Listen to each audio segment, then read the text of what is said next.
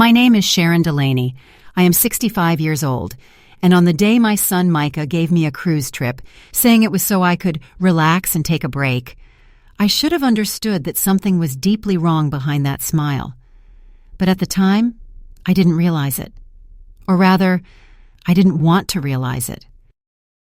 Everything fell apart when I discovered I had forgotten my blood pressure medication at home.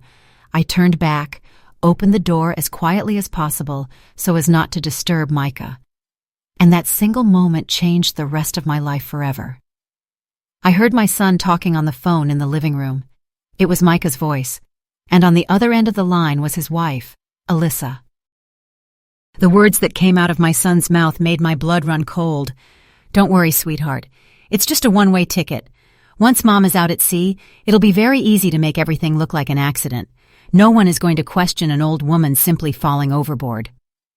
I stood frozen behind the door of my own home in Oakland. My hand clutched the doorframe. My heart was pounding so loudly I thought Micah might hear it. At that exact moment, I took a deep breath, not to cry, not to panic, but to keep myself standing. And a single thought rang through my mind, clear and cold. "If you want to play this game, Micah, fine, but you will regret it 3 times over." And in that moment, I understood something I had never dared to think in all 65 years of my life. The woman Micah and Alyssa were looking down on was no longer a victim, because my only son, the child I had raised with my entire life, with every dollar I earned, with years of silent sacrifice, had just made the worst mistake of his life. If Micah thought his mother was nothing more than a helpless old woman, then very soon he would witness just how wrong he was. A woman my age, a woman who has fought her entire life, raised a child alone, lost her husband, and survived countless betrayals and disappointments, does not give up easily. If Micah wanted to play dirty, I would show him what playing dirty really looked like. But first, I needed answers. I needed to understand why my only son wanted to see his mother dead. It all began 3 days earlier. That day, Micah appeared at my doorstep with a radiant smile, a smile I hadn't seen in many years. In his hand was a gold-colored envelope, thick and glossy, the kind high-end travel companies use. "Mom," Micah said, pulling me into a tight hug, an excited hug, yet strange enough to make me pause for a second. "I have an amazing gift for you. You've worked hard your whole life and sacrificed so much for us, so Alyssa and I decided to give you something special." I opened the envelope. And the moment I saw the tickets inside, my eyes filled with tears. A Caribbean cruise. 7 days and nights on crystal blue waters, stopping at paradise islands like the Bahamas and Turks and Caicos. It was a dream trip. A dream I had postponed for years because money always had to go elsewhere. Micah's tuition, household expenses, emergencies that never announced themselves. "My dear, this must have cost a fortune," I said, looking at the first-class tickets in my hands. "Mom," Micah replied gently, using the same voice that had melted my heart countless times before. "Your happiness is priceless. You deserve this, and so much more. Besides, you need to relax, get away from the stress of the city, breathe in some fresh sea air." In 65 years of living, I had learned one thing. Intuition is rarely wrong, and there was something in the way Micah looked at me, in the way his eyes avoided mine, that told me there was much he wasn't saying. But Micah was my son, my only child, the baby I had held through endless nights of fever, the boy I had taught to take his first steps, the teenager I had supported through every major decision of his life. "When do I leave?" I asked, forcing excitement into my voice, though I no longer felt it fully. "The day after tomorrow, Mom," Micah answered. "Everything's already arranged. You just need to bring your luggage to the port of Los Angeles. Alyssa has taken care of every detail." That night, as I packed, I couldn't shake the sense of unease pressing on my chest. Micah had been distant for months, fewer visits, hardly any phone calls, and then suddenly, a generous gift, so unexpected it felt unreal. In the end, I convinced myself it was just the paranoia of an old woman. that maybe Micah had finally realized how much I had sacrificed for him, and at last he wanted to repay me. On the morning of departure, I woke up early. After packing everything and pulling my suitcase toward the door, I suddenly realized I had forgotten my blood pressure medication in the bathroom cabinet. I went back inside, opened the door quietly, not wanting to make a sound, and that was when I heard Micah's voice in the living room. "Yes, Alyssa, Mom's already on her way to the port. No, she doesn't suspect a thing. The plan is going perfectly." That voice, cold, calculating. Completely different from the caring tone Micah used when speaking to me. I stood frozen behind the door. It felt as though the ground had opened beneath my feet. "Mom's life insurance is $200,000, Micah continued. "Add the house, that's at least another $300,000.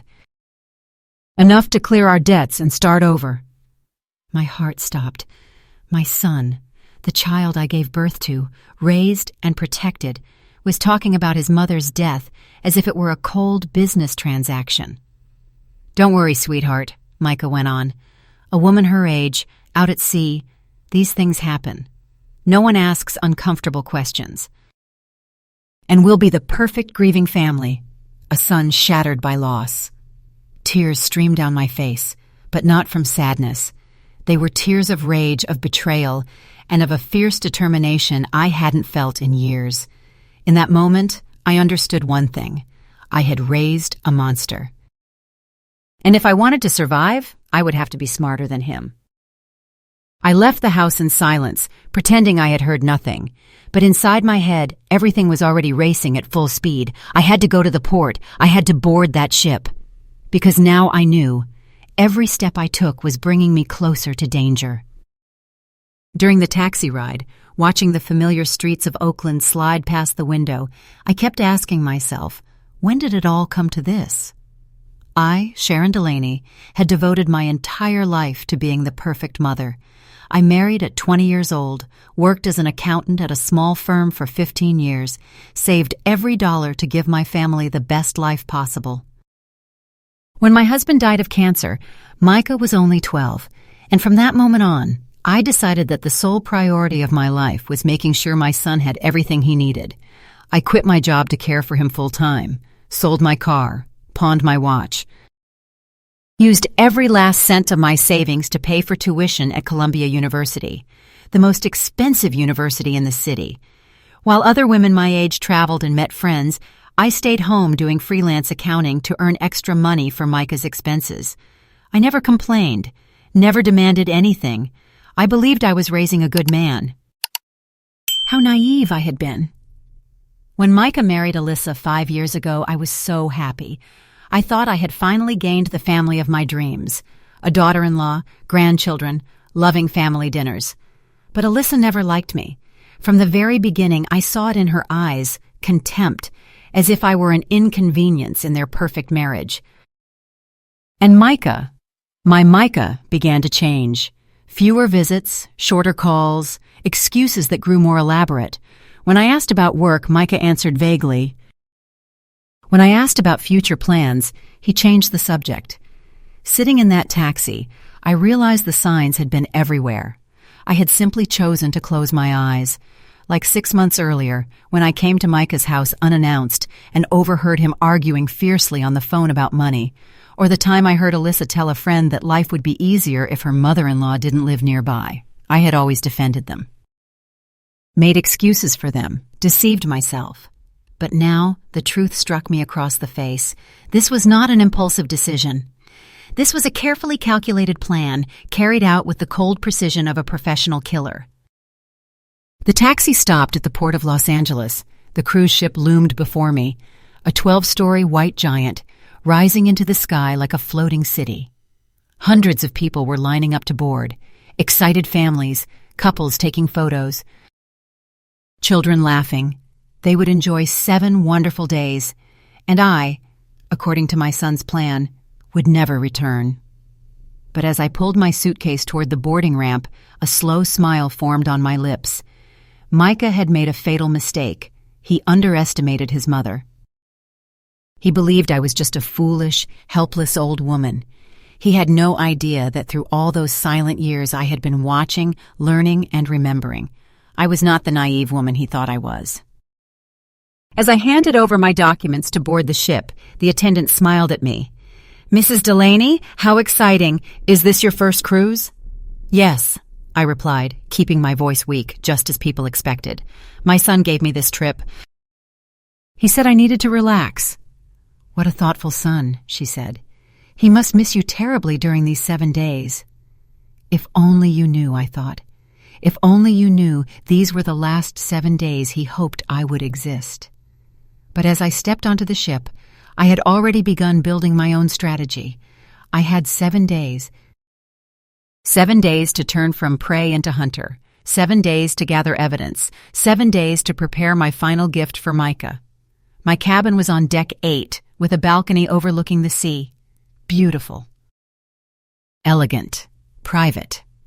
Micah had chosen the best option, perhaps because he thought it would be easier for someone to disappear from a balcony.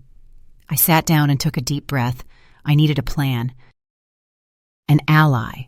And most importantly, evidence. Because knowing the truth is one thing, proving it is another. I took out my phone and called Franklin Oates, a private investigator I had met a few months earlier. "Detective Oates? Hello, this is Sharon Delaney. I remember you. How can I help?" I inhaled deeply. "My son is trying to kill me." I left my cabin and began walking along the corridors of the cruise ship. It was truly impressive. Luxury restaurants lined up one after another like a whole food district, a casino blazing with lights, shops filled with designer brands. Up on the deck was a massive swimming pool where laughter mingled with the sound of water slapping, then a theater, a library, everything arranged so neatly that a person could forget they were drifting in the middle of the ocean. It was like a floating city, lively, exciting, overflowing with joy. But I wasn't here to have fun. I was here to survive. As I walked, I studied the security camera system. There were many of them, almost in every corridor and every public area. That gave me a small measure of comfort. In a place watched that closely, making someone disappear without leaving a trace would not be easy. But then I noticed something that made the back of my neck go cold. The private cabin balconies had no cameras, and my cabin, deck 8, had one of those balconies. Micah hadn't chosen my room at random. Micah had chosen it intelligently. In the main dining room, I ate lunch alone at a table near the window. Light from the sea spilled in, making everything look peaceful in a way that felt almost mocking. I began observing the other passengers. Most were families on vacation, older couples celebrating anniversaries. Groups of friends laughing loudly. Everyone looked carefree, ordinary, happy, the kind of happiness belonging to people who believed the world was still safe. And then I saw him. A man around my age, sitting alone at a nearby table. He ate while reading a book, unhurried, untouched by the noise around him. His silver hair was neatly groomed, a refined blue suit fit his frame perfectly. But what caught my attention wasn't his appearance.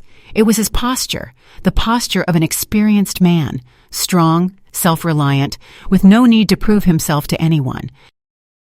Just then, our eyes met. He smiled. A friendly, very our generation kind of smile, the kind where you don't need too much small talk, but it's warm enough to put the other person at ease. I decided to approach. "Excuse me," I said, a little awkwardly.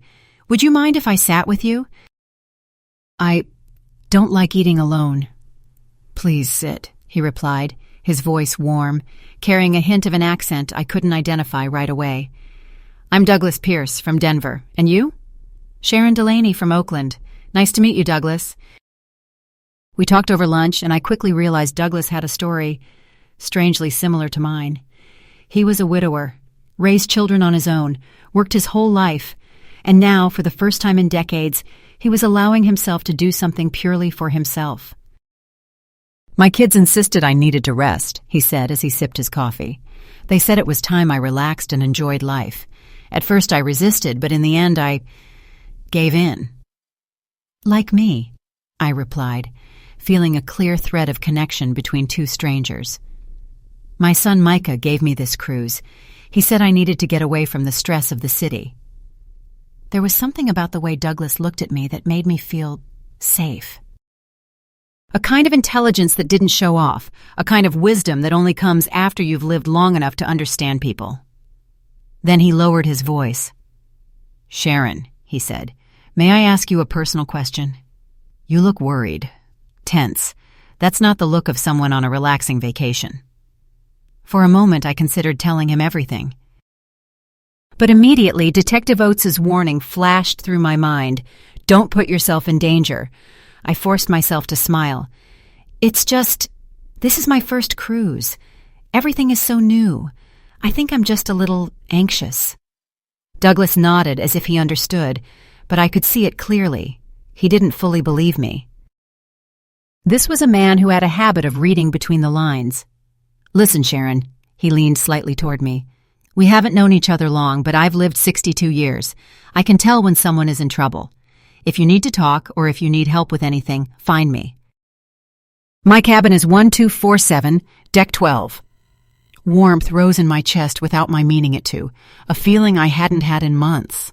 A stranger was offering me more genuine support than what I'd received from my son for years.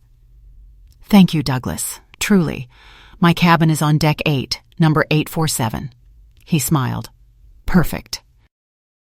Then we're neighbors. On my way out of the dining room, I asked myself, why did I feel like I could trust this man? And then a cold truth hit me. On this ship, I didn't only have to watch out for an accident. I also had to watch out for something even worse.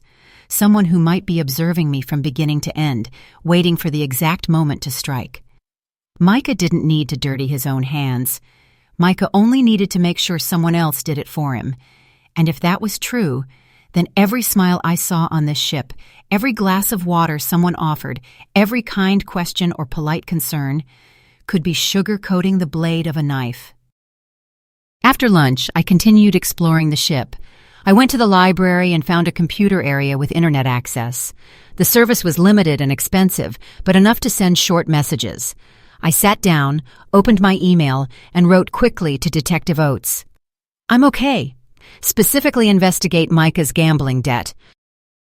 I think that's the key to everything. I have a new ally on the ship. We'll stay in touch when I can. Sharon." After sending it, I stood up and went straight to the casino. Not to gamble, but to observe. I wanted to understand the world Micah might have slipped into. I wanted to see with my own eyes how debt was born, how people became so desperate for money that one day they began to see someone else's death as an escape. Inside the casino, I saw men and women placing large bets as casually as buying a newspaper. I saw the explosion on their faces when they won, and the collapse when they lost. I saw some people as if they were being dragged into a whirlpool. When they lost, they bet bigger. When they went down, they tried to win it back, and the harder they tried to recover, the deeper they sank. And then a thought dropped inside me like a stone sinking into water. Micah wasn't just an ungrateful son. Micah was a desperate man, and a desperate man holding enormous debts could do anything, even kill his mother. Kill. That night, I ate dinner in the main dining room, and as if pulled by an invisible thread, I ran into Douglas again. This time, he didn't wait for me to invite him. He walked straight to my table and sat across from me. "Sharon," he said, his voice turning serious. "I've been thinking about our conversation at lunch. You don't look like someone on vacation. You look like someone running from something, or planning something." I stayed silent for a few seconds, weighing my options. How much could I say? Should I say anything at all? In the end, I chose the safest path. Give no details yet, but see how he would react. "Douglas," I said, "have you ever discovered that someone you trusted betrayed you in the worst way possible?" His gaze lowered, as if I had touched an old scar. "Yes," he answered simply. "My business partner. I found out he'd been embezzling money for years, nearly pushed our company to the brink of bankruptcy." "What did you do?" "What I had to do," Douglas said. "I gathered evidence, confronted him, and made sure he paid the price. But Sharon, we're talking about your son. I took a deep breath. Douglas had proven he wasn't the type to panic or gossip. He knew how to keep a secret, how to act. And I needed an ally, someone trustworthy to stand beside me through these 7 days.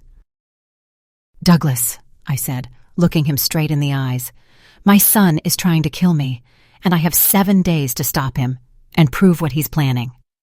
Douglas's expression changed instantly, not surprise, not doubt. It was the look of a man who had lived long enough to understand that family sometimes hides the darkest secrets of all. Sharon, he lowered his voice to almost a whisper, tell me everything from the beginning. For the next 40 minutes, I told him everything. I told him about the cruise gift, about the phone conversation I overheard, about the gambling debt I suspected Micah was drowning in, about the life insurance and inheritance he was counting on. Douglas listened without interrupting even once. When I finished, he sat in silence for a few minutes, as if assembling all the pieces. Sharon, he finally said, this is extremely serious. You're in real danger, but I can also see that you are not surrendering. You're thinking. I'm starting to, I replied. I hired a private investigator to look into Micah's finances, but I need more than that. I need concrete proof of his intent. I need witnesses. I need evidence a judge can't ignore. And how do you plan to get all that on this ship? That's where I need you, I said plainly. Micah will try to contact me during this trip. He'll call, he'll text, he'll pretend to be a worried son. Every one of those conversations is a chance for him to betray himself. Douglas nodded slowly. He understood. You want to record him, he said.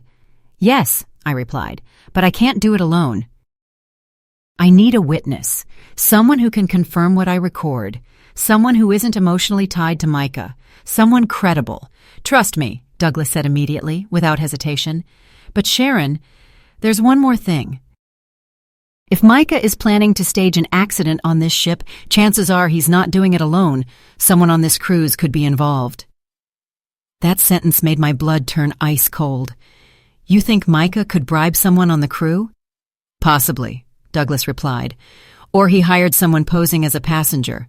Sharon, in the coming days, you have to be extremely careful.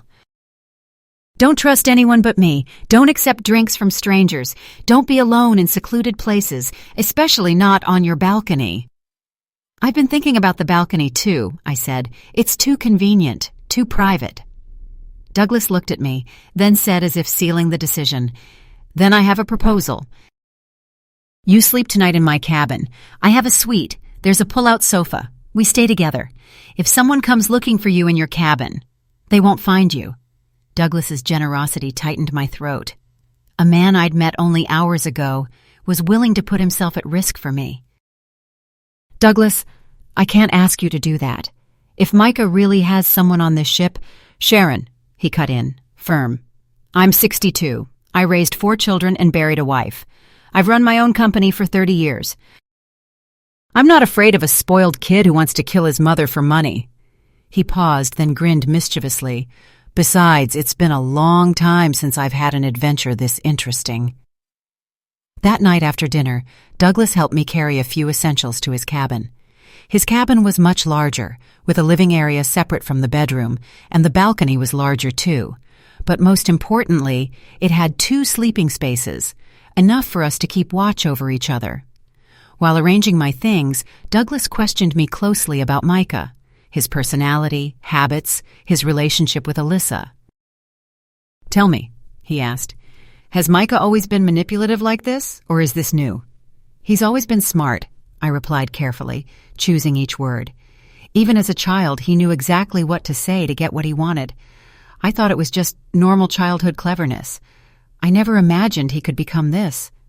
And Alyssa? What's their relationship like? At first they seemed in love, I said.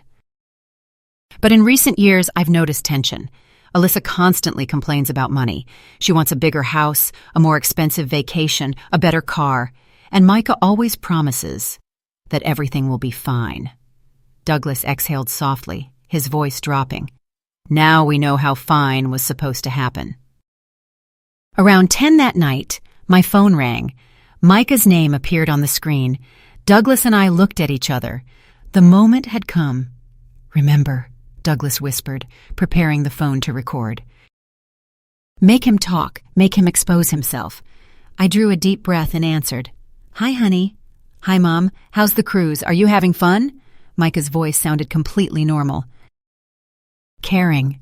Concerned. If I hadn't heard his call with Alyssa, I would have believed it was a son's love. "It's beautiful, honey," I replied, keeping my voice soft. "The ship is incredible. My cabin is very comfortable. Thank you so much for this generous gift." "You deserve it," Micah said. "Have you met anyone new? Made friends?" That question made my heart tighten slightly. Why did he care whether I made friends? "Yes," I answered evenly. "I met a very kind gentleman named Douglas. We ate together." There was a tiny pause, almost imperceptible. Then Micah spoke, his tone still gentle. "That's good, Mom. It's important you're not alone. But you also have to be careful. On cruises like this, sometimes people take advantage of older passengers." Douglas stared at me, eyes wide. Micah had just planted suspicion toward anyone who might stand on my side. "Don't worry, honey," I replied. "I'm very cautious." "And how are things at home? How's Alyssa?" "Everything's fine, Mom. Alyssa sends a hug. She says she hopes you're having fun and relaxing completely." "She's so kind," I said, then lowered my voice as if confessing. "Micah, can I ask you something?" "Of course, Mom." "Anything." "Why did you decide to give me this trip now? I mean, it's so sudden." A pause. This time, longer. "Well, Alyssa and I have been talking about you a lot lately," Micah said. "We realized you've been tired, stressed. We thought you needed a break, to get away from everything for a while." "Get away from everything?" I repeated, glancing at Douglas. "Yeah, Mom. Sometimes you need to disconnect from everyday life." "I understand," I said, then let out a small sigh like a worried old woman. "But at first, I felt guilty accepting such an expensive gift. This trip must have cost a lot." "Mom, please don't worry," Micah said. "Money isn't an issue. Besides, it's an investment in your health. Priceless." Douglas quickly wrote a few words on paper and held it up to me. "Ask about the return ticket."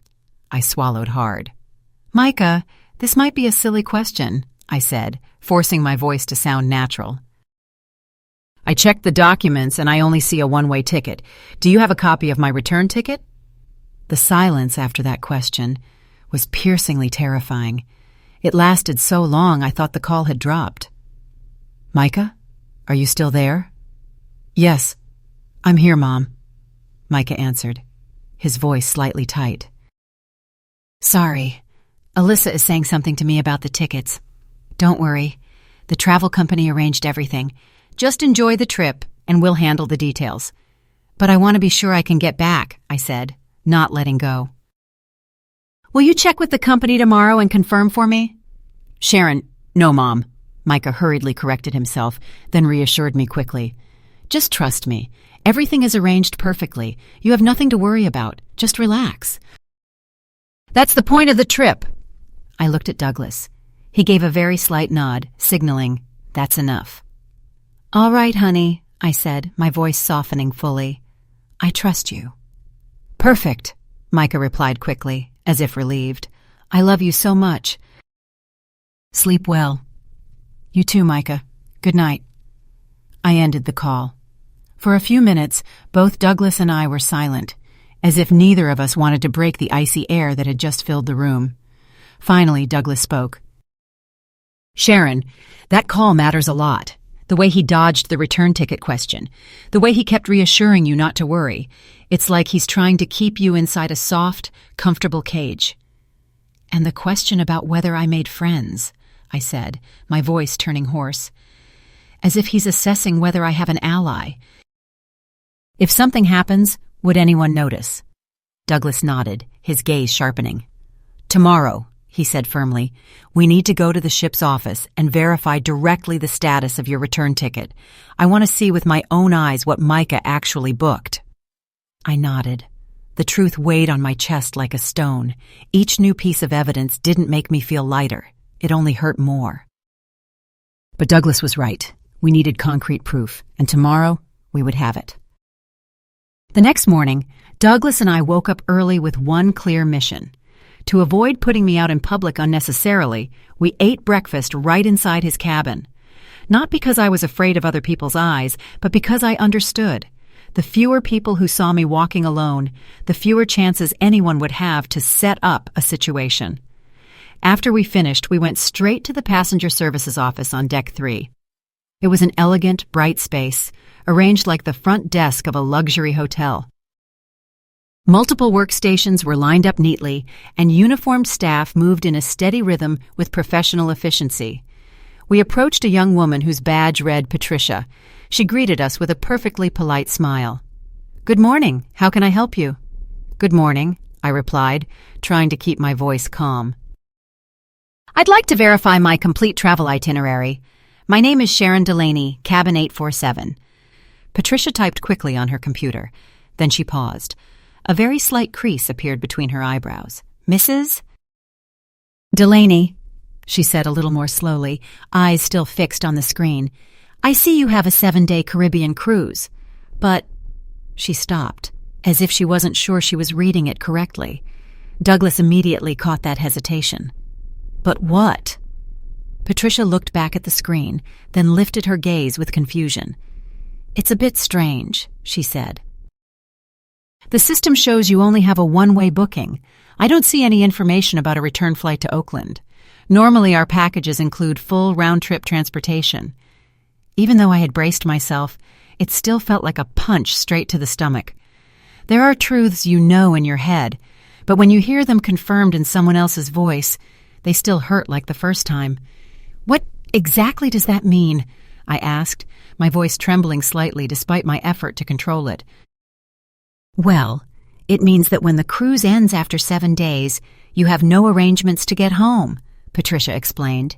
"It could be a system error, or it's possible the person who purchased the package intended to add the return flight later." I looked at Douglas. He didn't speak, only gave a small nod. That look said, "We guessed right." I turned back. "Who purchased this package?" Patricia checked the payment information again. "It shows the package was purchased by Micah Delaney, with a credit card in his name. Is he a relative of yours?" "That's my son," I replied, feeling a mixture of sadness and anger rising inside me. "Oh," Patricia hurried into a polite laugh. "Then I'm sure he'll take care of your return ticket. But Mrs. Delaney, I recommend you contact him soon, because flights from Miami to Oakland fill up very quickly, especially this time of year."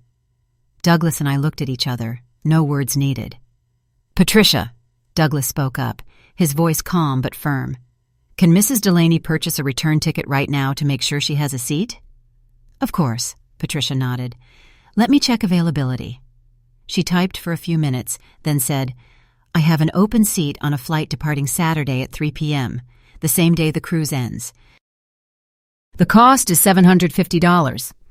"I'll take that flight," I said immediately, pulling out my credit card. While Patricia processed the payment, Douglas leaned close and whispered into my ear, "Sharon, this is our first valuable piece of evidence. Micah deliberately didn't buy you a return ticket. That shows intent. This wasn't an oversight." When we left the office, we went up to the deck so we could speak privately. That day was unbelievably beautiful.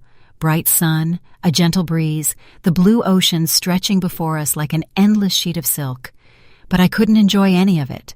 All I could see was that beauty, like a trap decorated too perfectly. "Douglas," I said, staring out at the sea, "every piece of evidence we find, it hurts me more. It's like being forced to discover again and again that my son truly wants me dead." "I understand," he replied slowly. "But Sharon, every piece of evidence is also protecting you. Look, now you have a return ticket. And we have an official record that Micah never arranged any way for you to get home." I nodded, trying to swallow the lump in my throat. Just then, my phone vibrated. A message appeared. "Micah. Good morning, Mom. Did you sleep well?" "Is the cabin okay?" I showed Douglas. He read the line, then said immediately, "He's checking whether you're in your cabin. He may want you to respond from there." I decided to try a small test. I texted back, "Good morning, honey. I slept very well." "I'm up on the deck sunbathing. The ship is wonderful." The response came almost instantly. "That's good, Mom. Enjoy it. Have you explored the whole ship yet?" I frowned. Again, that kind of question. Wasn't just caring. "Not all of it. The ship is huge. Yesterday I went to the restaurant and the casino. Today I want to see the pool and maybe the spa." "Perfect, Mom." "Just be careful near the railing. Sometimes people get seasick from the ship's movement and can lose their balance." Douglas read the message over my shoulder, and his face went pale. "Sharon," he whispered, "he just suggested how you'll die. An accident near the railing." "I know," I replied. Even though the sun was warm, my spine turned icy. "He's planting the idea, so when it happens, everyone will think it makes sense." I texted back, "Don't worry, honey. I'm very careful. I always keep my distance from the edge." Micah replied, "That's right, you should. I love you very much, and I want you to come back safely." I stared at the screen, feeling a bitter irony clog my throat. He said he wanted me to come back safely, while he was the one planning for me to never come back. I leaned against the deck railing, watching the horizon as a thin line, and asked myself, Micah wants me dead, but how exactly does he want me to die? Because falling overboard isn't as simple as it is in movies. There are people on the ship, cameras, procedures, crew members. If he had calculated far enough to leave out the return ticket, then he had certainly calculated the hand that would carry it out. And if someone was walking around this ship solely to watch me, then this story was no longer just a son betraying his mother. I was becoming prey in a real hunt. For the rest of the day, Douglas and I agreed we had to build a more detailed plan. We needed more evidence, more recordings, more proof of Micah's real intent. And most importantly, we had to determine one thing. Was there anyone else on this ship working for Micah? Douglas suggested that I pay attention to any crew members who showed unusual interest in me or any passengers who seemed to be watching. That afternoon, while we were at the pool, I noticed a man around 40 standing at the bar. The strange thing was that he was wearing a green shirt and long pants, an outfit that didn't fit the pool atmosphere. Worse, his eyes kept drifting toward us. Every time I looked back, he quickly turned away as if he hadn't been looking. "Douglas," I said very softly, "that man at the bar, the green shirt. Do you see how he keeps watching us?" Douglas turned his head very discreetly. He glanced once, and his expression changed immediately. "Yes, and you're right," he said quietly. "That behavior is suspicious. Let's try a test." Douglas stood up and walked to the other side of the pool as if going to the restroom. I stayed behind, pretending to be calm, but watching carefully. And exactly as Douglas predicted, the man kept tracking me the whole time, completely ignoring Douglas. When Douglas returned, he confirmed it with one short, firm sentence. "Sharon, that man is watching you." When I walked away, he didn't pay attention to me. His eyes stayed on you. "So what do we do now?" I asked, my throat turning dry. Douglas answered immediately, without hesitation. "Stay calm. Be smart. You stand up and walk toward the elevators. I'll stay here and observe whether he follows you." I did exactly that. I stood up, slowly gathered my things, and walked without rushing, trying to look like an ordinary passenger. When I got close to the elevator, I glanced back discreetly. The man in the green shirt had left the bar, and he was moving in my direction. I stepped into the elevator and pressed deck 12, Douglas's cabin deck. The doors closed. I exhaled, feeling both temporary relief and a terrifying confirmation. Micah had someone on the ship. 15 minutes later, Douglas appeared in the cabin with urgent energy. "Sharon," he said immediately, "you were right. That man followed you all the way to the elevators. When he saw you go up, he called the next elevator. He's definitely suspicious. My heart felt like it was being squeezed. So now, what do we do? If Micah has someone here, I'm in real danger. Douglas looked at me, his eyes hardening like steel. We'll be smarter than them, he said. Tomorrow we'll confront him, but safely. We'll make him reveal himself, the same way we're doing with Micah. That night, we ate dinner in Douglas's cabin to avoid being seen in the public restaurants. I didn't want any eyes remembering an old woman eating alone. In the middle of the meal, my phone rang. On the screen, Alyssa. Douglas and I looked at each other. This was the first time in months Alyssa had called me directly. I answered. Hi, Sharon. It's Alyssa. How are you? How's the cruise? Her voice sounded cheerful, but it was the kind of forced cheerfulness, like someone performing a role. Hi, Alyssa, I replied evenly. I'm surprised to hear your voice. The cruise is beautiful, thank you so much. That's great, Alyssa said quickly. Micah told me you called him yesterday, and you were very happy. That really reassured us.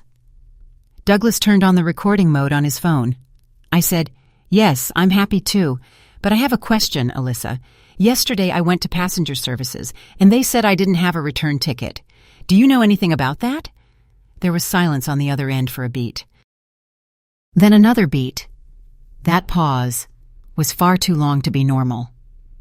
Oh, Sharon, Alyssa said, as if trying to sound natural. That's strange. Micah handled all the details. It could be a system error, but don't worry, we'll take care of it. Are you sure? I asked, because I went ahead and bought a return ticket myself, just to feel safe. Another pause, this one heavier.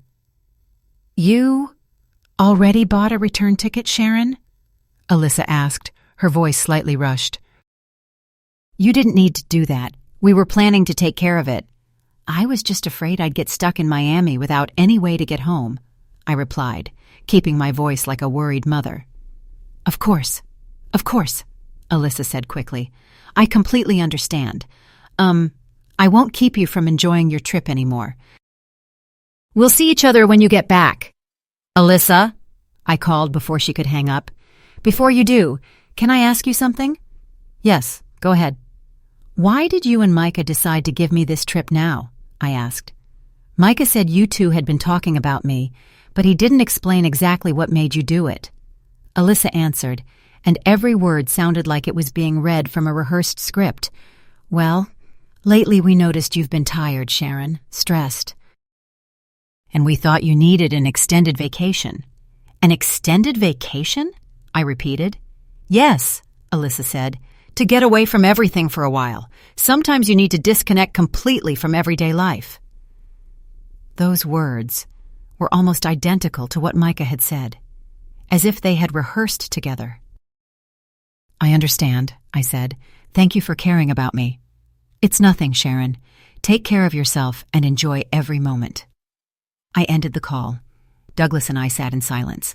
Neither of us spoke right away. Because sometimes, when the truth has just landed, it needs a few seconds to sink in. Finally, Douglas spoke. Sharon, this call revealed even more than yesterday's. Alyssa is clearly involved. The way she jolted when you said you'd bought a return ticket, it's like you just broke a link in their plan. I nodded, my throat tightening. Not just my son. My daughter-in-law wanted me dead too, but at the same time something else became clear. I wasn't alone anymore. I had Douglas. I had recordings. I had evidence piling up, and when I looked out at the night sea beyond the glass, I knew one thing for certain. I would win. On the third day of the cruise, Douglas and I knew it was time to do the one thing we had been trying to delay, confront the man who had been following me. But we weren't going to act recklessly. We were going to be smart, somewhere public, with heavy foot traffic, cameras everywhere, and crew members always nearby. On this ship, there was only one place like that, the casino. After breakfast, we went down to the casino. Golden lights, the clinking chime of slot machines, people laughing and talking, the crisp snap of cards being dealt. All of it formed a layer of noise just thick enough to hide conversations that shouldn't happen. Douglas walked slowly beside me, his voice quiet but steady. Sharon, he explained as we neared the casino entrance. I'm going to sit at the poker table near the doorway. You'll sit alone at a row of slot machines. When that man shows up, and I'm certain he will, you'll act as if you're a little drunk, like you had too much alcohol at breakfast. I glanced at him. Why do I have to act like that? To make him confident, Douglas answered immediately. To make him believe you're weak, off guard. A predator only lunges when it smells easy prey. If he's truly working with Micah, he'll take the opportunity to get close to you. I drew a deep breath. The plan sounded simple, but the price of one mistake, I understood, could be my life. The plan worked perfectly. I had been at the slot machine for about 20 minutes, pressing buttons while pretending to wobble slightly, even muttering a few words as if I were seasick, when I saw him walking toward me. This time, he wasn't wearing a green shirt. He was wearing yellow. But I recognized him immediately. The same tall build, black hair, around 40 years old, and that forced friendly smile that made your skin crawl. "Excuse me, ma'am," he said, leaning close to my machine. "Are you okay? You look a bit tired." "Oh, yes," I replied, deliberately stumbling over my words a little. "I think I had too much mimosa at breakfast. Vacations like this make me lose control." He smiled. And in his eyes, I saw a clear flash of satisfaction, like he had just confirmed something. "Is this your first cruise?" he asked, then casually sat down at the machine beside me. "Yes, my son gave me this trip," I said, giving him exactly the information I knew he wanted most. "He said I needed to relax." "What a thoughtful son." He nodded. "And where is he? Is he cruising with you?" No. I shook my head, performing innocence. "He stayed in Oakland. This trip is just for me, a special gift so I can relax completely." I saw his gaze flicker, like someone who had just received a crucial piece of the puzzle. "Then you should enjoy it to the fullest." He tilted his head. "Have you explored the whole ship yet?" "Almost," I said. "Yesterday I went up to the upper deck to watch the sunset. It was beautiful, but also a little scary standing too close to the water." "Scary?" he asked immediately, as if stimulated. "Why would you find it scary?" "Oh, I'm so clumsy." I gave a small laugh, purposely laughing like someone tipsy. "I'm always afraid of standing near the railing. The ship rocks like this. It's so easy to fall." His expression changed very subtly, only for a split second, but it was enough to freeze my spine, as if he had just been handed the key to his job. "You're right to be careful," he replied, his voice suddenly lower, more calculating, "especially at night. The deck is often slick from sea moisture." "Really?" I widened my eyes, acting a little too much on purpose. "Oh, that's terrible. Maybe it's best if I stay in my cabin after dinner." "What deck is your cabin on?" he asked as quick as a reflex. And that was exactly the question Douglas and I had been waiting for. "Deck 8, I answered, as if it were accidental. "Cabin 847. It has a beautiful balcony, but like I said, I'm afraid of leaning over too much." The man smiled, a smile that made my blood turn cold. Ma'am, it's been a pleasure meeting you." He stood up. "Enjoy the rest of your cruise." "Thank you," I replied. He left quickly, and from where I sat, I saw it clearly. He walked straight to the ship's public phone. Douglas had watched the entire exchange from the poker table. As soon as the man stepped away from me, Douglas stood up too, following discreetly. 15 minutes later, Douglas returned to me. His expression was completely different, urgent, severe. "Sharon, we need to talk right now, somewhere private." We went up to Douglas's cabin. The moment we entered, he locked the door. The click of that lock sounded sharp, and suddenly I felt as if the whole ship had moved farther away from me. Douglas looked me straight in the eyes. "Sharon, that man made a call immediately after speaking with you," he said slowly, enunciating every word. "I didn't hear the entire thing, but I heard these words very clearly. Yes, she's in 847, deck 8, with a balcony. She said she's afraid to get close to the railing. Perfect for what we need." It felt like the air was pulled out of my lungs. My entire body went cold. "Douglas, are you sure?" I asked, even though I already knew the answer. Completely sure, he said at once. He's working with Micah. And now he knows exactly where to find you and how to make your death look like an accident. I dropped onto the sofa. The weight of reality fell like an avalanche. Douglas, what do we do now? I heard my voice go hoarse. If Micah has someone on the ship, and that person now knows how they plan to kill me. Douglas sat down across from me, his voice steady but hard as steel. We're going to get ahead of them, he said. From now on, you're not setting foot in your cabin for the rest of this trip. You stay here with me. Safety is the first priority. I swallowed hard. But that's still just avoiding it. Douglas nodded. Yes. Which is why we take the next step. We set a trap. What kind of trap? I asked. Tomorrow night is the captain's gala, Douglas said. Everyone will pack into the main hall until late. That's the perfect time for someone to slip into your cabin or lie in wait outside your balcony. I clenched my hands. Douglas, I'm not going to use my life as bait. You won't have to be the bait, he replied immediately firm.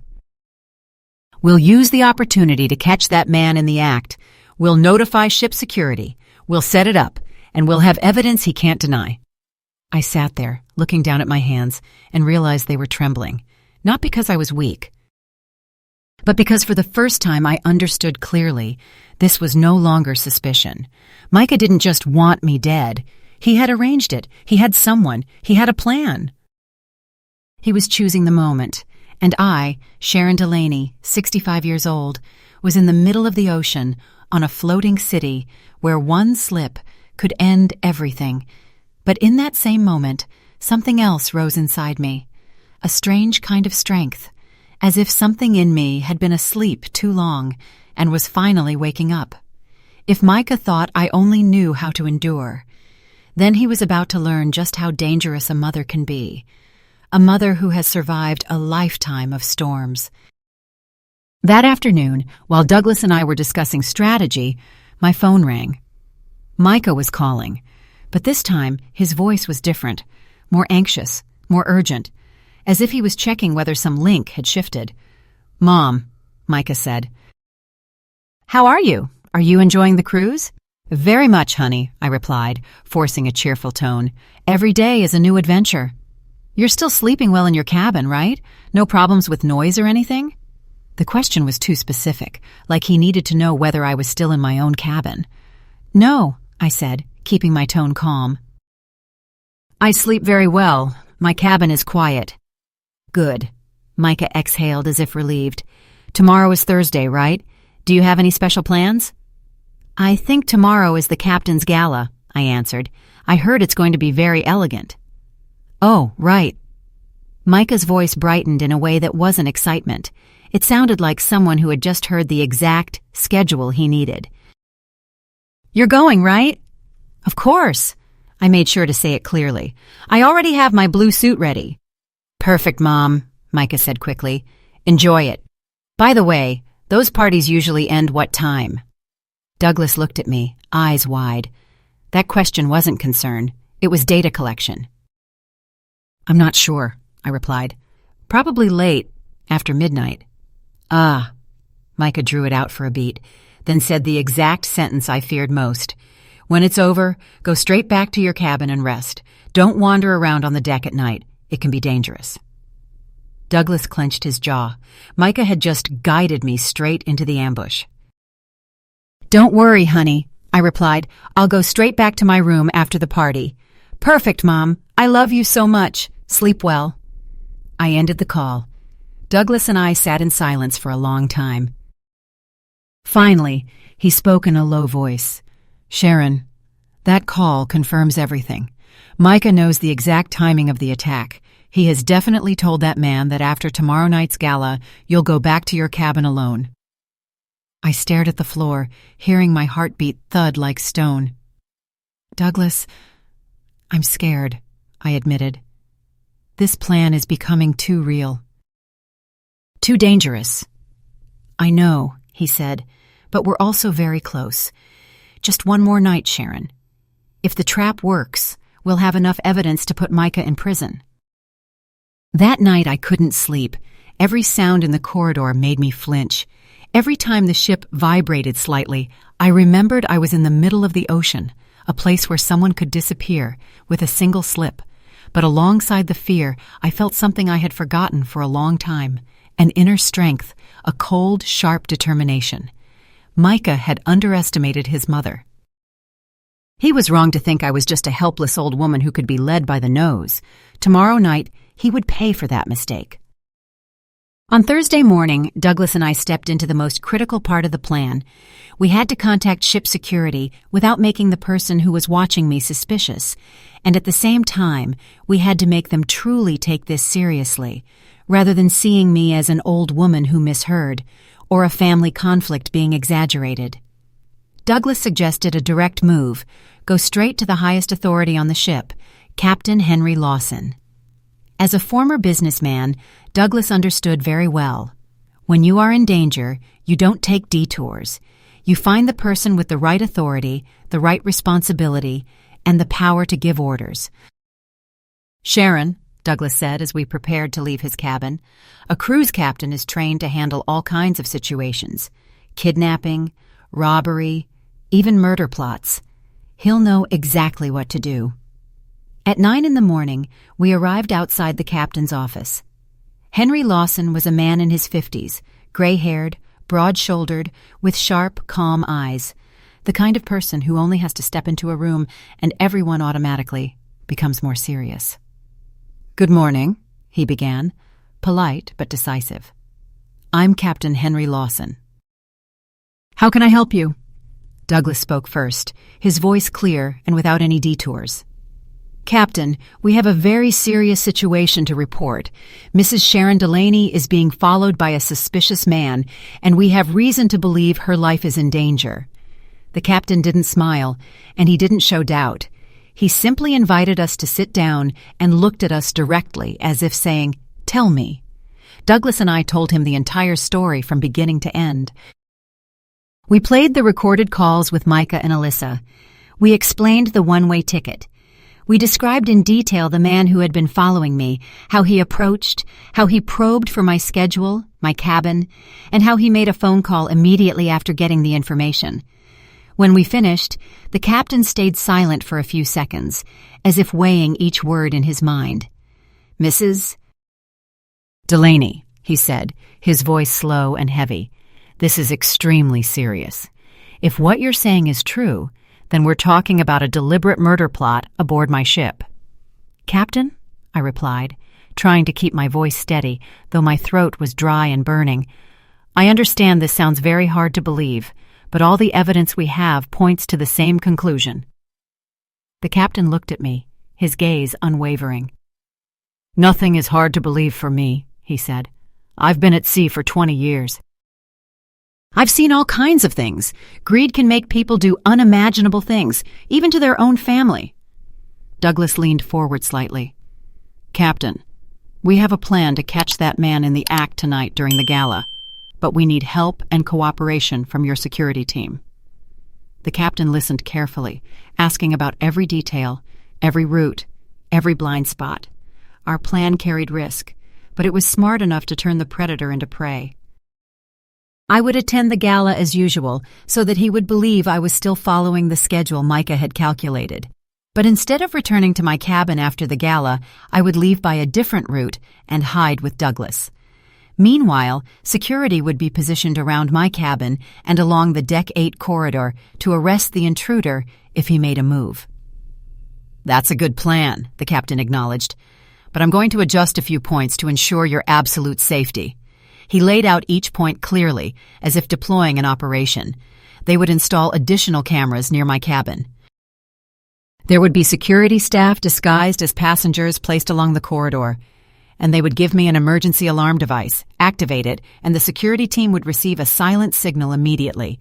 Before we left his office, the captain looked straight at me, his voice firm as a stamped seal.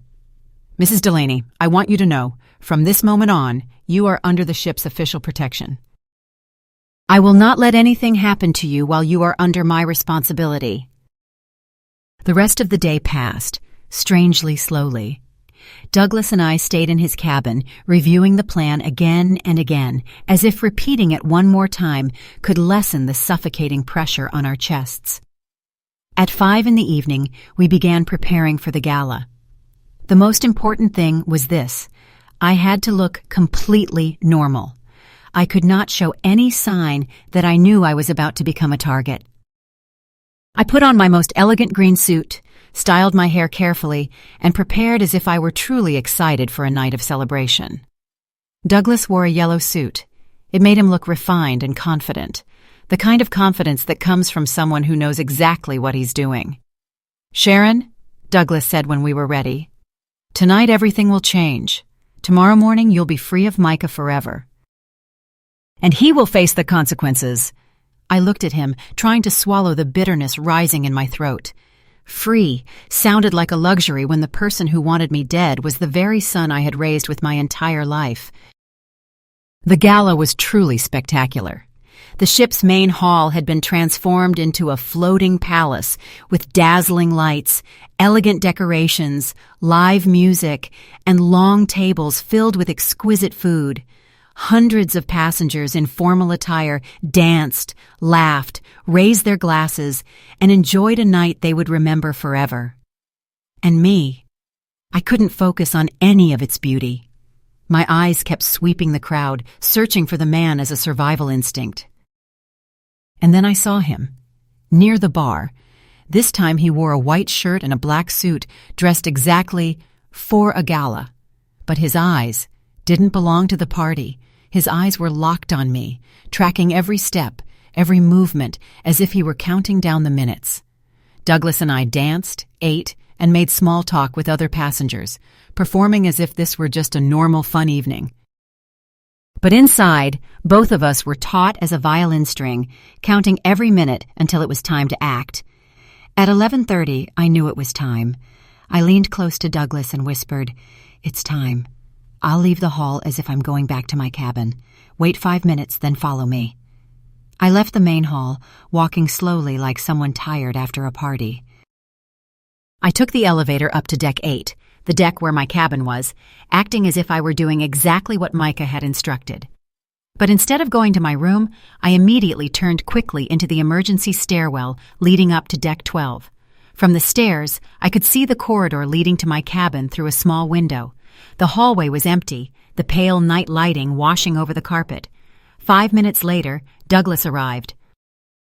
We stood pressed into the stairwell, watching. "Do you see anything yet?" Douglas whispered. "Not yet," I replied, "but I'm sure he'll show up." We didn't have to wait long. At 12:15, a figure slipped into the corridor, moving stealthily. It was the man in the white shirt, but now he wore black gloves and held something in his hand that I couldn't identify from that distance. He went straight to my cabin, stopped at the door, then pulled something from his pocket, something that looked like a lock-picking tool, and began working. My heart hammered as if it would burst. "Douglas," I whispered.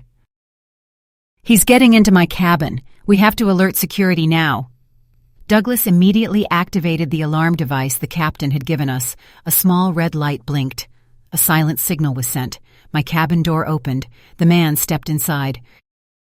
Through the small window, we saw him use a flashlight, sweeping it across the room as if checking. 3 minutes later, security staff began appearing in the corridor, moving with extreme quiet. They surrounded the cabin from both directions. Then suddenly, the man stepped out of the room and moved toward the balcony. From where we were, we saw him bend down, examining the railing, as if calculating every angle, every hand placement, every drop distance to turn everything into a perfect accident. And at that moment, security moved. 3 officers rushed in at the same time, cutting him off before he could react. The corridor erupted into chaotic noise. He shouted and argued that he had entered the wrong room, that he had mistaken the cabin. But when they searched his pockets, every denial turned into a farce. They found a small bottle containing liquid. They found lock-picking tools. And most importantly, a phone with text messages from Micah. Douglas and I immediately went down to Deck 8, where Captain Henry was personally supervising. "Mrs. Delaney," the captain said, holding the phone up in front of me. We've caught the man who attacked you, and we found evidence very noteworthy. I looked at the screen. There were multiple messages from Micah with instructions so specific they were chilling. Wait until after midnight. Make it look like she fell from the balcony by accident. Make sure there are no signs of a struggle. A cold surge ran straight down my spine. I wanted to cry from relief and vomit from horror. Relief because I was still alive. Horror because this was the final confirmation. My son had paid someone to kill me. "Captain," my voice trembled. "Now, what will happen?" The captain looked straight at me, his voice firm. "Now, Mrs. Delaney, this man will be officially detained. When we dock tomorrow, he will be handed over to law enforcement, and you will have all the evidence you need to prosecute your son for conspiracy to commit murder." I clenched my hands tightly. In that moment, I understood. The hunt was over, but the war had only just begun. On Saturday morning, when the cruise ship docked in Miami, I knew I was no longer the woman who had stepped onto that ship 7 days earlier. I was still Sharon Delaney, but a completely different version, stronger, clearer-minded, and more determined than ever before.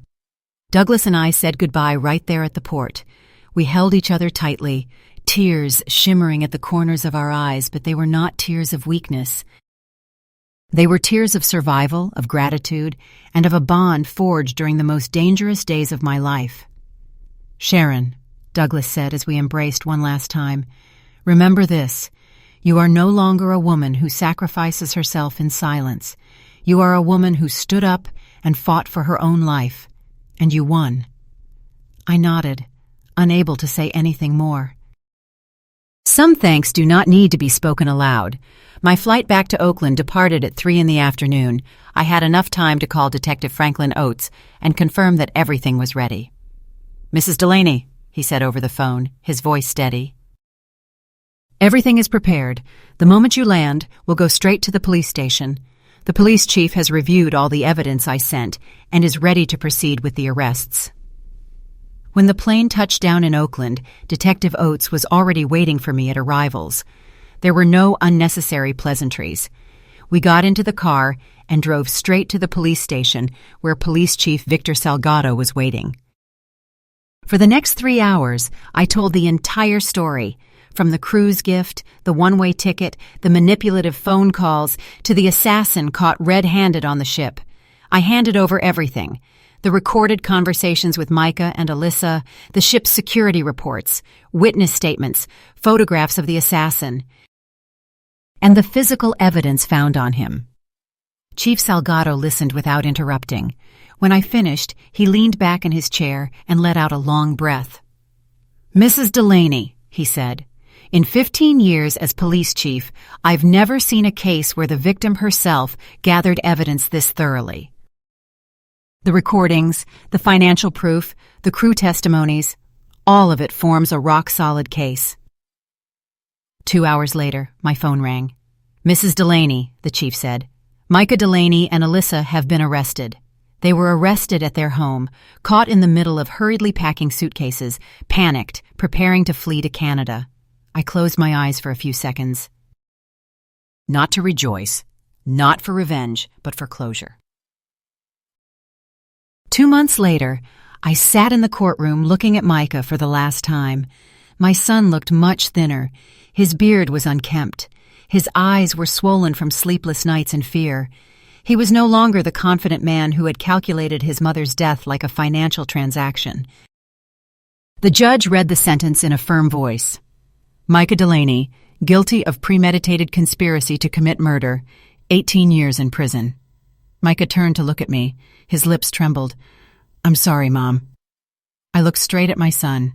No anger, no tears. No reply, only a cold silence like ice, the silence of someone who has seen betrayal to its very end. Alyssa received 8 years in prison.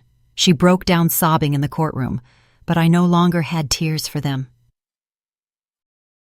Now, at 66, I am living an entirely new life. I volunteer at a support center for older women who have suffered domestic abuse. I am learning to dance, something I once thought of as a luxury. I have real friends, people who value me for who I am, not for what they can take from me. And whenever I think back to those 7 days on the cruise ship, I no longer see them as the darkest days of my life. I see them as the days that saved me. The days that forced me to face the truth. The days that taught me who I truly am. I am Sharon Delaney, a woman who survived the deepest betrayal a mother can imagine, a woman who turned the hunter into the hunted. And if there is any woman my age who feels powerless, dismissed, or betrayed by her own family, I want her to know one thing. Inside her is a strength powerful enough to move mountains. She only needs to decide to use it. If this story made you reflect, if you believe it is never too late to stand up for yourself, subscribe to the channel and stay with us, because the stories that come next might be your story.